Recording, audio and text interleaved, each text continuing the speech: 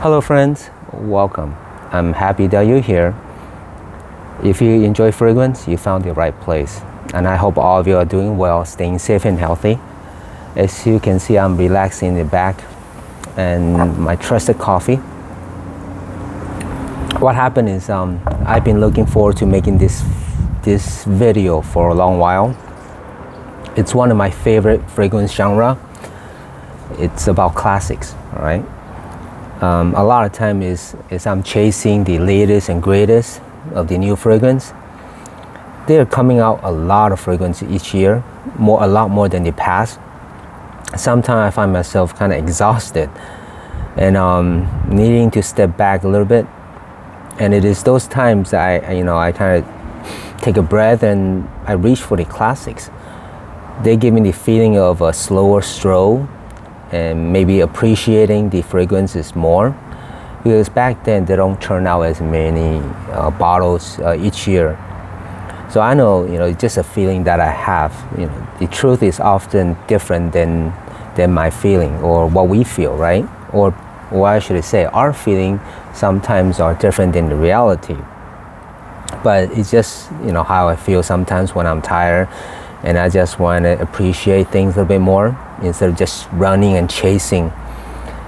And another thing is, I always believe that good fragrances have its time and place. So it's kind of fun to be figuring it out. What is the best situation? What is the best time and place for the fragrance to work well? And I think a lot of times when I find that it feels like magic, and I'll think to myself, how come I haven't enjoyed this fragrance, or how come I haven't reached for it much? This is so great. So that is a magical moment, and it happens sometimes.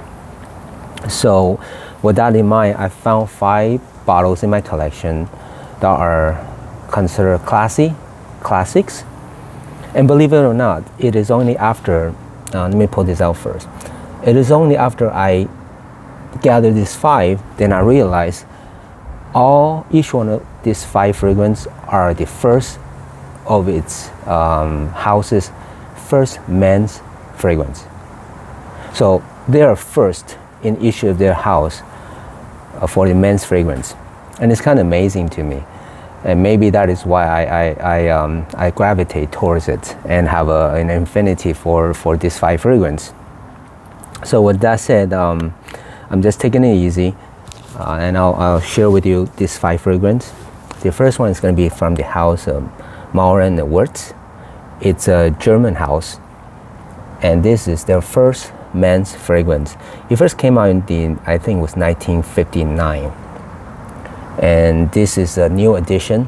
They're proud of it, so they're telling you it first came out 1959, but it's a new bottle, new design. This bottle design is called Amphora. Basically, it's like a jar in the old days during the Roman times, and it's supposed to have like 2 ears on the side. And these jars is called Amphora. They would put wine and milk. So they kept the design, and they're happy to do it. They're very proud of it, and they let us know it's a unique and a classic design. Now, what does it smell like is the strong notes are chamomile. Chamomile is a flower that looks like daisy. It smells herbal, sweet, and fresh, and often used to make herbal teas because it has a calming and relief stress. The other notes, strong notes, are geranium, which is smell like rose, but less powdery, and a little bit more lemony, herbaceous. But it is potent, it's warm, and it's green. So I think the other notes are, other strong notes is sandalwood. Sandalwood, everybody knows, is a deep, dark wood that smells like a little bit floral, a little bit rich, balsamic. And I don't think I have anything that smells similar to this. Maybe from the house of Acqua di Parma, there's a Chinotto di Liguria. There's a vibe to it, but not exactly, okay? So this is a complex gentleman's. It's fresh, it's heavy, all at the same time. I think they have, it's famous for its aftershave. So just imagine deep, dark, fresh, all at the same time is classics. Might not be for the younger generations, but for anybody that appreciates good fragrance, appreciate something that's deep and complex, you're gonna enjoy this. You're gonna find yourself opening your nose to a totally different type of scents. So that's the first one, Tabac. I have the aftershave for this as well, the big 10-ounce bottle. This is the 100 ml, the 3.4 ounce, right? That's the first one. Now the second one is gonna be from the house of Catia. Look at this dark, classic black bottle. It's supposed to be a taste of the Orient. And this is Santos de Catia. It is first men's fragrance from the house that came out in 1981. If you don't know, Catia is a house that make famous for their watch and their jewelry. They also do other things like leather goods and pens and etc. Now, for this one, the dominant notes, it's going to be sandalwood, pepper, and lavender. So those notes are pretty common, so I don't have to explain what they smell like. If you smell fragrance of any type, you're going to have this, you're going to know what this note smells like. But this one is classy, right away you smelled it. But in the opening, it's funny, it smells like Coca-Cola, without the sparkle, without the carbonation. That's what I get. There's a sweetness to it that is kind of fun. In the opening, it's gonna smell a little bit green, and it smells fresh but luxurious, okay? And then it dries down to a little bit of sweeter floral, citrus, and herbal. Let's see, it's complex. It's definitely for a gentleman. So if you enjoy that, now all these five is gonna be from the same all these five is gonna be from the same genre. So the things I'm saying may be repeating itself, but just keep in mind all these are classy gentleman fragrance. Those are complex, deep, and refreshing at the same time, okay? So you put this on, it's fun to dissect all the notes that's in there because they're plenty and they give you a lot for your money.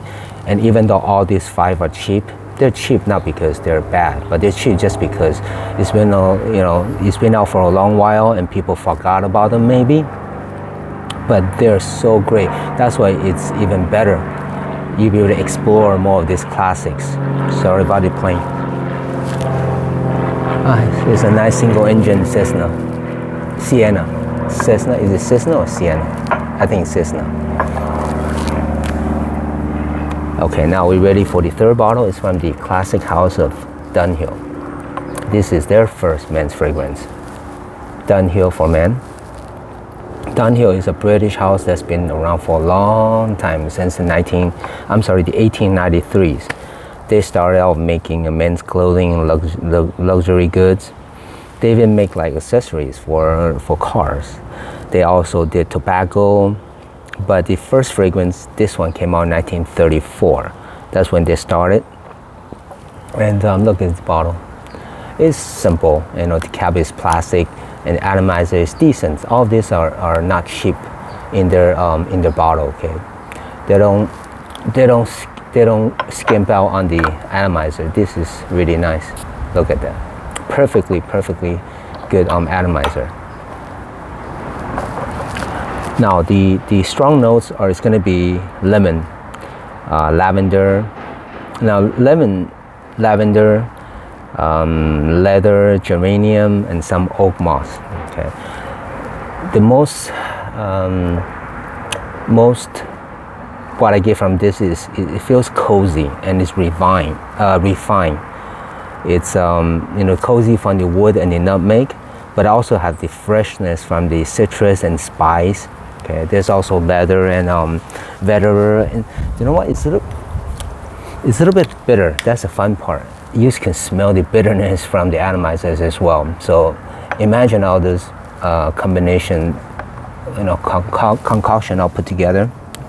So it's a fun fragrance to dissect, to try to find the notes and enjoy. Now, I don't want to take too long, so I'm going to go to the fourth one. It's going to be from the house of Azzaro. This is the famous Azzaro Pour Homme. Not the intense, but the originator, the original one. Okay. Now, Azzaro is pretty famous nowadays for a lot of their cheapies. But this one came out in 1978. Like I say, it's the first of the house. And the top notes, not top note, but the strong note is going to be lavender, anise, and oak moss. Now, anise is going to smell like sweet and a little bit spicy and green. And sometimes usually it's put together, you get a sensation of eating the licorice. So if you ever eat that, you'll know what anise smells like. And the oak moss, everybody know. If you smell the vintage classics, you know oak moss. It smells a little bit earthy, woodsy, and a little bit of musk and amber. That's how oak moss smells like. All right, so that's the ever famous Azzaro Pour Homme. This one is on the lighter side comparing to these two are on the lighter side, while these two is fresh but is more dark. Okay, darker. And the last but not least, from the Spanish house, Paco Rabanne. This is Paco Rabanne Pour Homme. This one came out in 1973. So now you heard I say all these are oldies, okay, but they're goodies. If you want to take your time off from chasing the new fragrance these days, and you want to dig deeper, have something more complex that you be able to spray and sit there and just feel the transition of this fragrance, feel the complexity, and appreciate, just like classical music, you appreciate them. Then take this out, give it a grab. They're super, super inexpensive. All these are, I think, except Santos, all of these you could grab for under maybe $20, $30. Santos a little bit more, maybe $35, $40, but well worth your money, okay? Now, going back to Paco Rabanne, it came out 73. The top notes are, the strong notes, I'm sorry, I keep saying that. It's going to be oak moss, lavender, and rosemary. Now, I mentioned rosemary and clear sage a lot because I love those two notes.